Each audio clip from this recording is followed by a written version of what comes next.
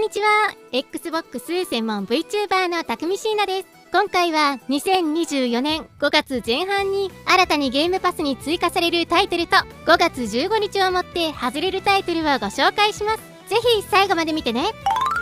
ザ・リワインダー読みからの旅人、4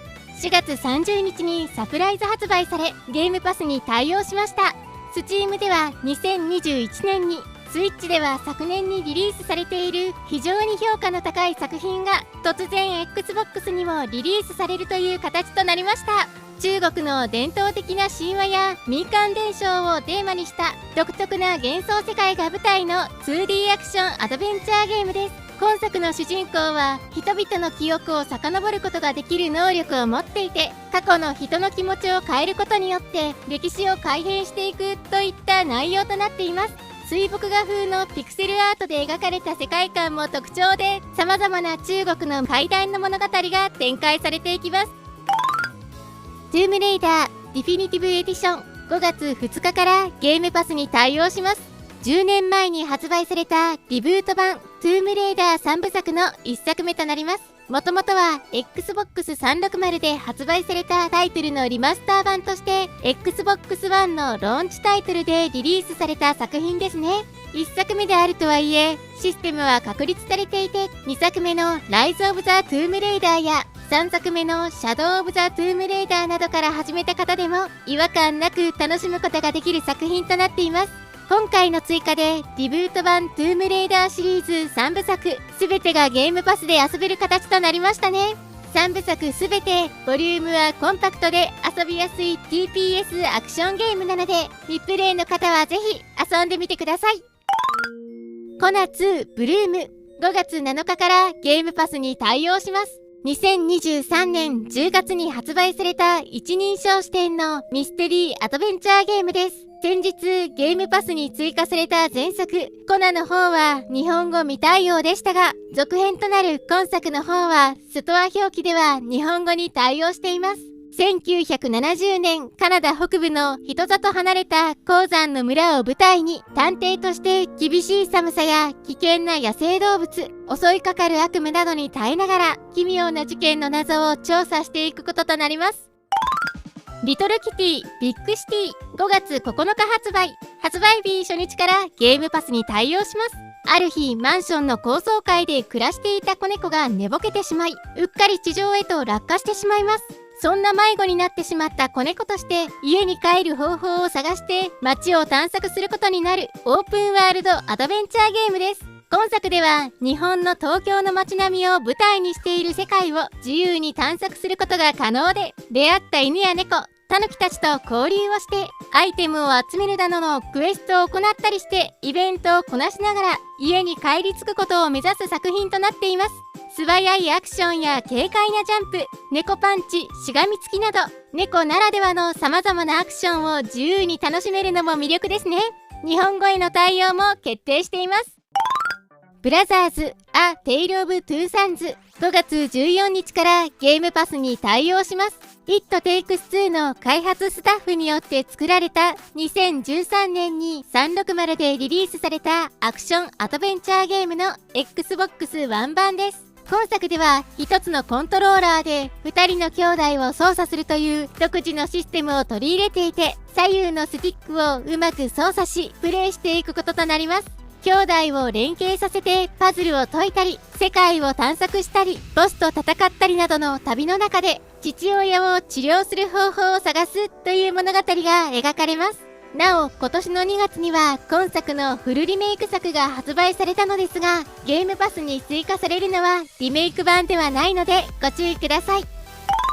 ここからは5月15日をもってゲームパスから外れるタイトルをご紹介します。百英雄伝ライジング、先月ゲームパスに追加もされた百英雄伝の外伝となる横スクロールアクションゲームです。終始お使いが続く展開とはなっていますが、簡単で爽快なアクションを楽しむことができ、ボリュームも比較的コンパクトで遊びやすい作品です。私は実績コンプまで19時間でした。なおライジングが追加から2年間で外れる形となったので、おそらく本編の方の百英雄伝もゲームパス対応期間は2年間である可能性があるかなと思います。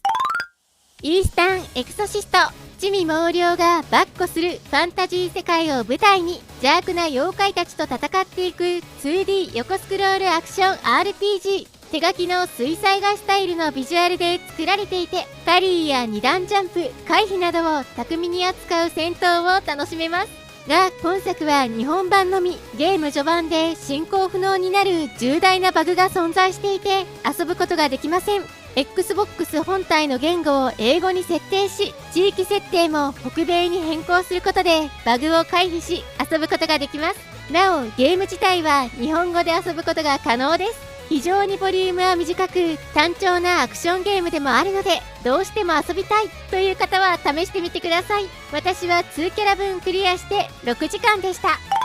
SD ガンダムバトルアライアンス。機動戦士ガンダムシリーズの様々なモビルスーツやキャラクターが登場し、各作品の世界観を超えて共演するアクション RPG です。偽りの物語として改編されたガンダム作品の歴史を修正しながら名シーンを追体験することができます。また最大3人までのオンライン協力プレイにも対応していて、フレンドと一緒に様々なミッションを楽しむこともできます。私ガンダムは水星の魔女以外は全く見たことがなく、今作もまだ序盤しか遊んでいなかったので、今から遊び始めようと思います。戦場の風雅2、サイバーコネクト2が開発する獣の少年少女たちの戦いを描いたドラマティックシミュレーション RPG の続編です。各章の区切りごとに様々なイラストレーターのエンドカードが挿入されるアニメのような作りや、戦闘時のボーカル付きの BGM など随所にこだわりが感じられる作りとなっています。可愛い子供たちが主役なのですが、物語は残酷で過酷な旅が描かれるのが特徴でもありますね。旅の途中には横スクロール型のダンジョンパートがあったり、食事や釣り、畑など様々な遊び要素もあり、どんな行動でも経験値が上昇し、レベルアップが可能です。戦闘システムはオーソドックスな単性の戦闘で、弱点攻撃を行うことで敵の行動を遅延させることができます。基本的には1作目と変わらず、戦闘は通常の敵相手でもしっかり考えて行動しないといけない難易度設定ですし、一度でも死亡してしまった仲間は二度と復活できないというシビアなシステムにもなっています。ただ前作と比べると戦況が有利になる新システムが搭載されていて、戦闘に関しては前作よりも遊びやすくなったと感じました。しかしストーリーに関しては前作の方が魅力があったと感じます。私はクリアまで16時間でした。前作からの続きの物語とはなっていますが、単性 RPG が好きな方はぜひ触ってみてはいかがでしょうか。なお今作は3部作であることが発表されているので、今後3の発売が控えています。他にもノルコやスープラランド、6インチアンダー、ゴーストロア、ジャストコーズ4、リローデッドなどが終了となります。ノルコ以外は全て日本語に対応しています。